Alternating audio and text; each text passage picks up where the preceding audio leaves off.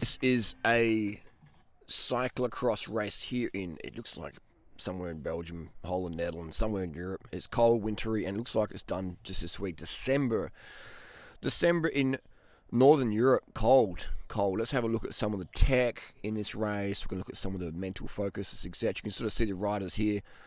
You can see their eyes, that guy there. The stims are already kicking in. You can just sort of see the intensity, the pupils, the pupil constriction, the dilation, depending on the pharmacokinetic response to the athlete. You can just see these guys are pinging off their chops. And you got to be. You want to be competitive out the front of big races, running races, swimming races, cycling races. You need to have a high level of certain pharmaceutical compounds running through your blood. There's just no given about that. There's no question. Plus, you need crazy genetics. In cycling, you also need crazy... Look at those eyes. Look at those pinpoint pupils. He's already breathing so hard. But again, you see it through the diaphragm expansion there. Bang, thousands of watts. This is 1,200 watts, 1,500 watts.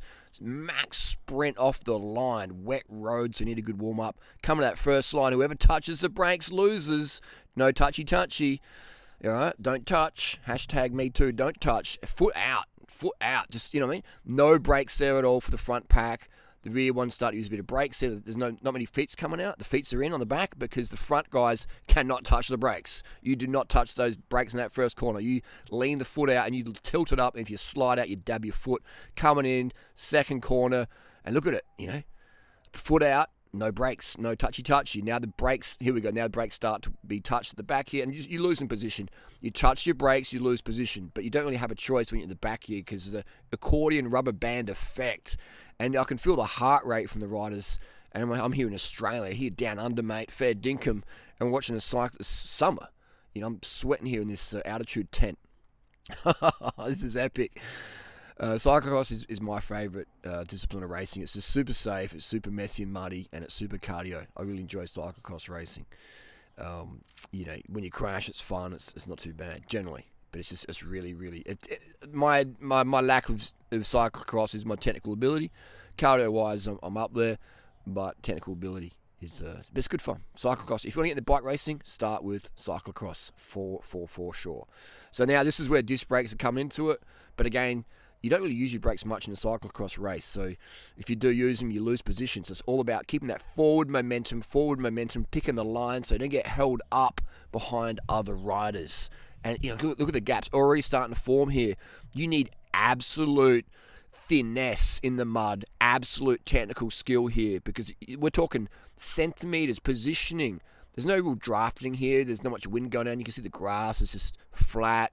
No one's jacket's blustering the wind. It looks cold as. It's probably like 5 degrees Celsius. And you can sort of see it's very still. There's no wind blowing the leaves. The trees are just dead still. So aero doesn't matter today. The speeds are quite low. Here's the first climb of the day. A big punchy. Or a little punchy with big punch. Off the bike. Why are people getting off the bike? These gear choices look sucky. Getting off the bike is not efficient. You should be able to ride up every single hill.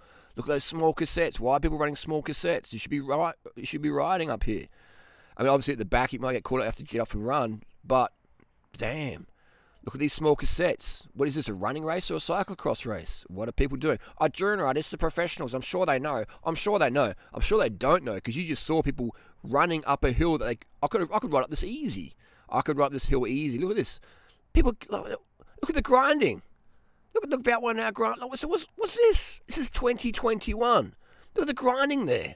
Look at the fatigue metabolites. Getting off and run. I'm a runner. I'm more of a runner than I am a cyclist and performance-wise, but that's just dumb, man. You should never have to run on the bike if you can use the proper gear ratios. Damn, that's just crazy. So marginal gains lost right there. Look at the grinding. Look at that grinding. That's what, that 40 cadence? Imagine the fatigue metabolites. Look at the grinding. What is going on? Is this the 90s? What am I watching here? This is insane. What the heck? Grinding in 2021. Put a 40 cassette on the back there, spin the win. 34 up front, or a 36 up front of a 40. Damn. It looks like people are running 28 cassettes. 28 cassettes in a cyclocross race with hills. So you have to walk at the hills. Like what? Getting on and off is wasting time. You waste time getting on and off your bike. You might knacker yourself, hit your nutsack, pop your balls, knacker yourself, you know. I mean, obviously, these guys be taking so much painkillers, you might not feel a bit of knackery on the top tube, but, you know, still, every time you get on the saddle, if you got big nuts, you're always worrying about, like, every cyclocross race I've ever done, and there's been a dismount, because I've been caught up behind other riders, there's always a bit of a concern when you do jump back on the saddle that you're going to pop a nut, all right? Again, also slipping seat posts. Jump on the saddle. You slip a seat post down 2 or 3 millimeter. You know what I mean? You shouldn't have to get off your bike. There should be riding this. Riding. The traction looks okay. Obviously, sometimes it's so muddy you can't get traction. But look at that. What's going on here? What is going on? There's a crash here. Look at this. Boom, boom, boom. Slipping out. Oof, damn. Again, these crashes, they're fun to watch because you know no one's really going to get hurt. You know, everyone's getting up there, and it's more it's frustrating versus painful. Cyclocross race is always fun to watch crashing. But if that was on the road, you're like, man, someone could have some severe concussion. Concussions are very, very rare in cyclocross, and concussions really are the worst thing to have. Look at this slide and slip slide in the mud. This looks like a lot of fun. Very much fun today, you know. This is where mountain bikes is. So these guys are good runners. They've got good, look at that technical ability even running. The fast cadence feet, small steps, quick steps. Quick step. Look at that guy. See that guy take big steps and slide out then, like a Clydesdale? So he needs to up his cadence with his running for marginal gain. He could have twisted his ankle. He could have popped a ligament in his ACL. All right, you need to practice. And these guys are the best of the best. And they're still making errors. So it just goes to show marginal gains is always relevant. Always relevant. And this front pack here, we're 5 minutes in. 5 minutes into the race. You definitely need to be in this front pack, apart from exceptional skills, and ideally being in that front 2 rows on the start line. You also need to be having some blood, some very, very positive blood values, all right? If your hemoglobin's under a certain level, there's no way you can make this front group. You need to have your hemoglobin higher than otherwise would be allowed as a natural athlete. Did I say it right? Higher than what your... Look at those advertisements on the little jumpy jumps. You know, that's pretty cool. Little hurdles. Wow, that's smart. Marketing money. You know, you need to have your blood values. Like all this training and racing creates a bit of anemia, and so you need some assistance to make sure you're not anemic, because we want to see guys and girls at the front of races absolutely hammering it. We want to see intensity. If all these guys are natural, this would be pretty boring to watch. You know, we want to see mutant stuff. These guys are probably average like, you know, probably 6 watts per kilo in that first 5 minutes or more, you know. Looks like Tom PidCock there. So you need to have so much blood, you know. These guys could be like, donate blood for a whole village, basically. You need to have, it's like, you basically a bag of blood with bones and sinew and just enough muscle to, you know, sit around at 400 watts as long as you can. You know, and just enough muscles in the arms just to control the bars, just to steer the bike. So here we've got 2, 4, 6, 7 riders in the front group here. And again, all these guys, if you tested their blood values, they'd all be pretty similar. Because they've obviously got this very, very similar technical ability, exceptional, freaky technical ability. And you see some guys have ditched the glasses, some guys haven't. Some guys got the mouth pretty relaxed. Tom PidCock looks exceptionally relaxed here. His mouth was half shut. I'm not sure if he did that because he saw the camera and he wants to troll a bit. But Tom PidCock looks the favourite. That guy in the yellow helmet as well also looked good. But see a lot of guys here looking really fatigued. Let's look at the faces now. With 8 minutes in, let's do a face check.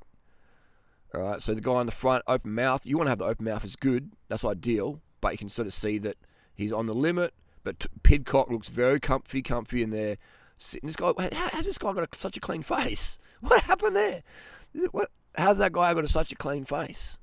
You know, we'll call him clean face. He got mud face there. Like this is, I don't understand why that guy's got such a clean face. Maybe he's what? I don't know. How can he have such a clean face? Is he an imposter in the race?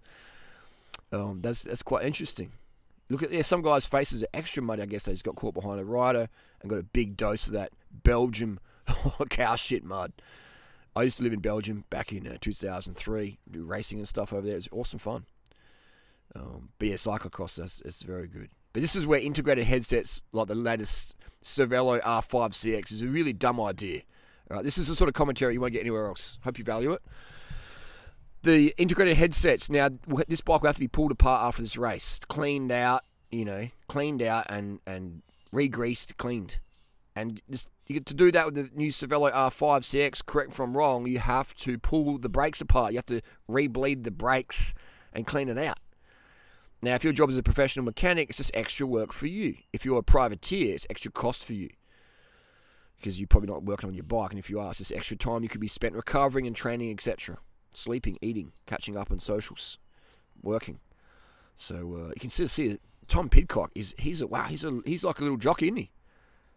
It's amazing. It's amazing the power that's coming out of him to be able to keep up on the flat roads in the mud with these larger 75 kilo, even 80 kilo riders. Tom PidCock, he is a jockey. He's an example. Wow, that's some freaky power he's putting out. To be able to keep up on the flat and in the mud here. Look at that, argy-bargy into the corner. Again, you need crazy skill. A touch of brakes, you lose position. So now Tom got shafted a bit in that corner. That's just racing, and it's safe. But you can sort of see how to get out the saddle and do a power spike. And just to hold the position there. Looks like Wout Van Aert on the move here on the cobbles. Is he going to walk? Spinning. Good. Oh, he needs more gears. Look at that. Oh, this is stupidity. The front wheel is off the ground. Imagine the spike in the fatigue metabolites. Look at that. Oh my God, this is stupid. This is an hour race, isn't it? This is like a 1 hour race. You can't be doing that every lap. You're going to fatigue so much. Now imagine if he didn't have to spike it so hard, he could have put a bigger gap in. Now everyone's catching their breath from that fatigue metabolites. And now you got to go up again. Look at that. He's got to walk this. He's got to have to walk this. Look, I'd say this is absolutely stupid. Who is recommending the gear ratios here? What would you know? Can't you see what's going on? These dudes are doing 30 freaking cadence.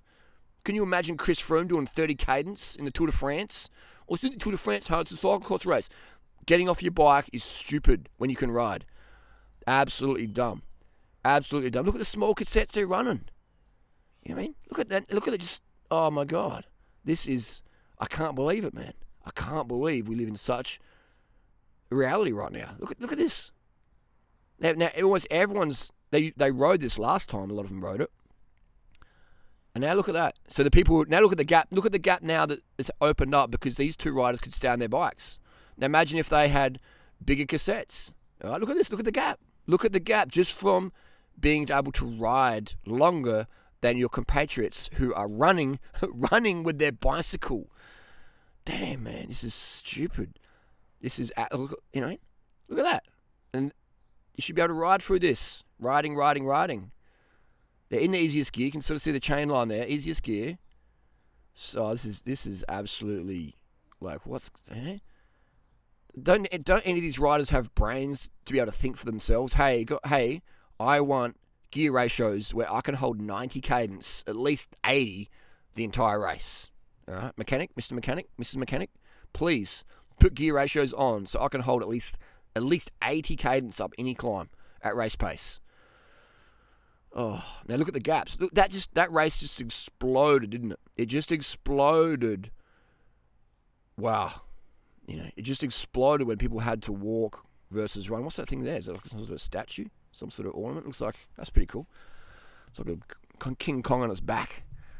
Look at that. Look at the gaps here now. Wout Van Aert. You can sort of see the legs slowing up now. You see just peaking fatigue metabolites. Now this comes down to who can process these fatigue metabolites.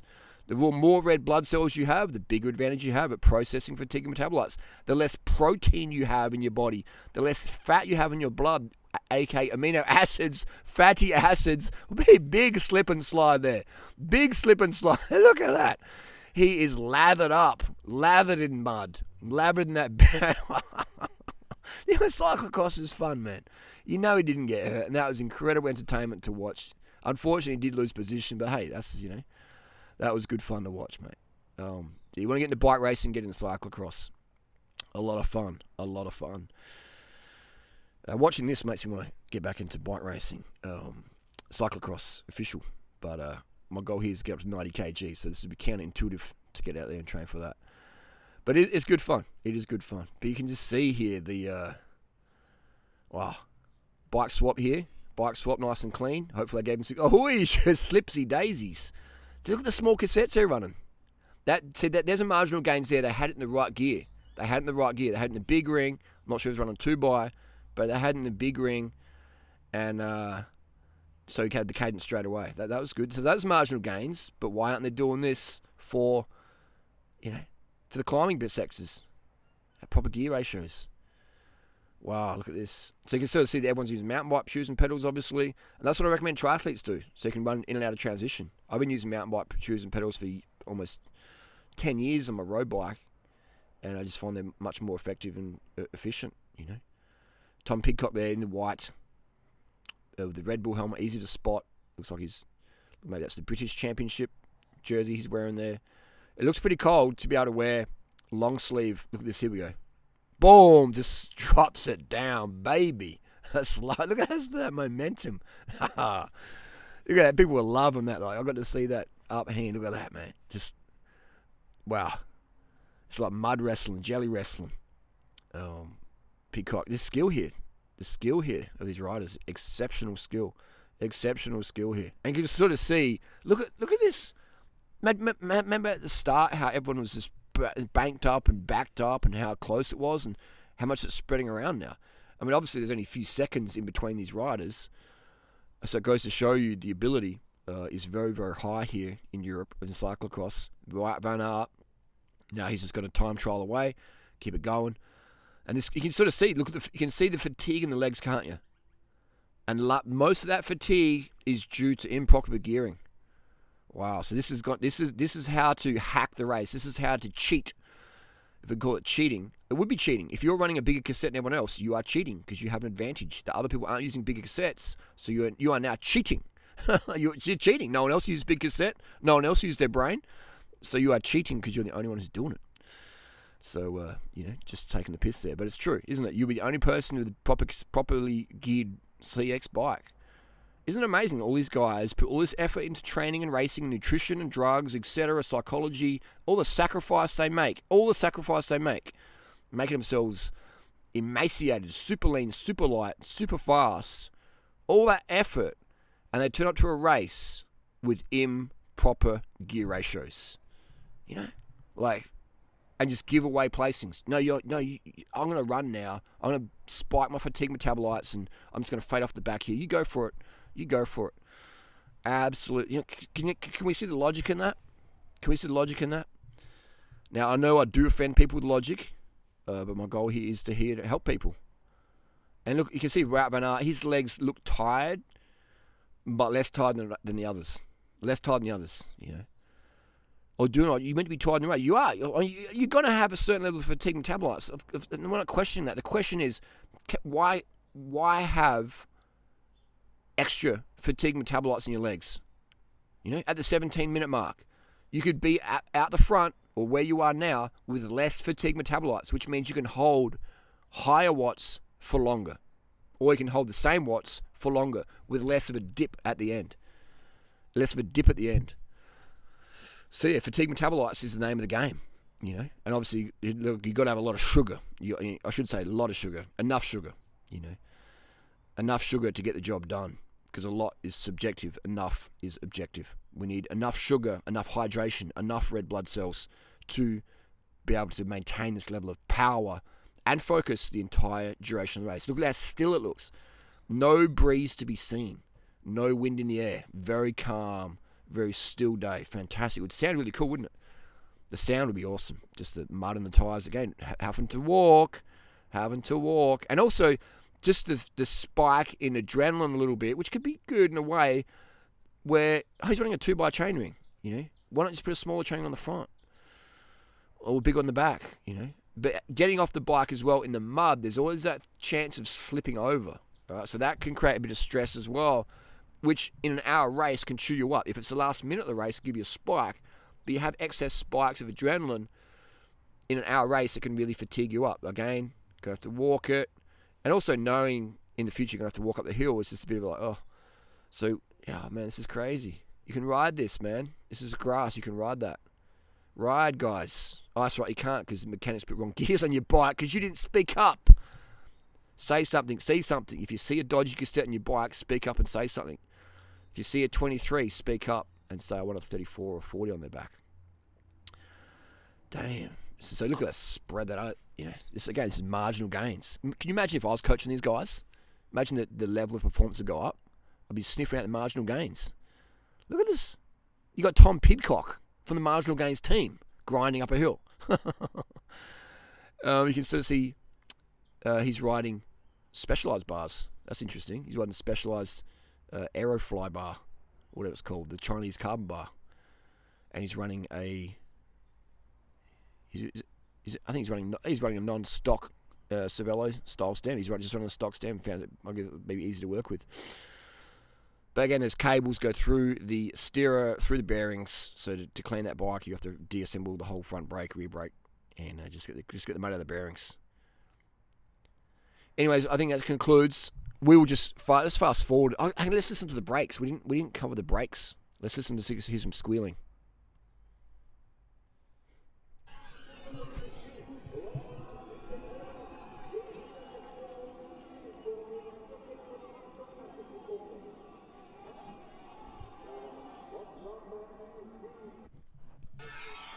Right, listen to this. This is for all those people out there who think squealing disc brakes haven't been set up properly. These guys have the best mechanics out there. Listen to the squealing of the Hydro disc brakes, Road Broke.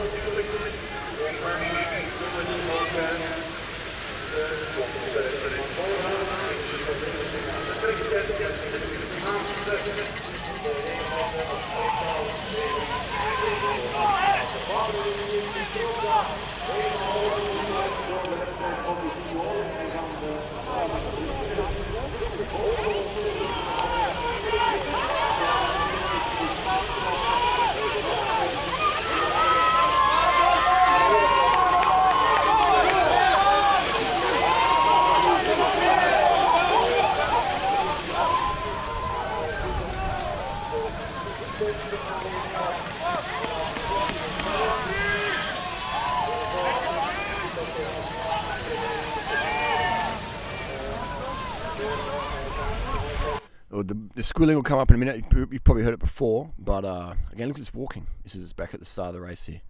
Crazy, imagine that. Carrying the bike as well, extra weight you got to carry up the hill. It's more efficient to push the bike.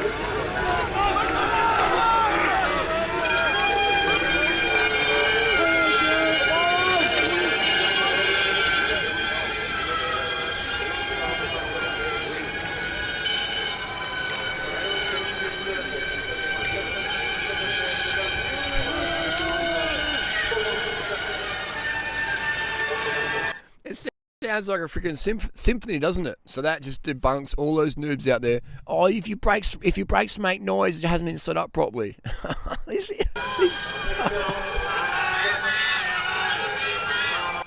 Anyway, that's the race. Recap. Fatigue metabolites. This is what you want to do. If you want to be a good CX racer, you need good drugs. You need good genetics. You need crazy skill. You need some luck. You need proper gear ratios on your bike. You need good tyres and tyre pressure. You need positioning, luck, and what else we need? You need a lot. You need enough sugar in your system. You need a super low blood flow level, so your oxygen transfer, uptake, delivery to your red blood cells is enhanced, and you need enough water, so your blood is super thin and just pumps all over in your body. And you need to be super skinny, just enough muscle to push the watts and to steer the bike. There you go, and enjoy the mud.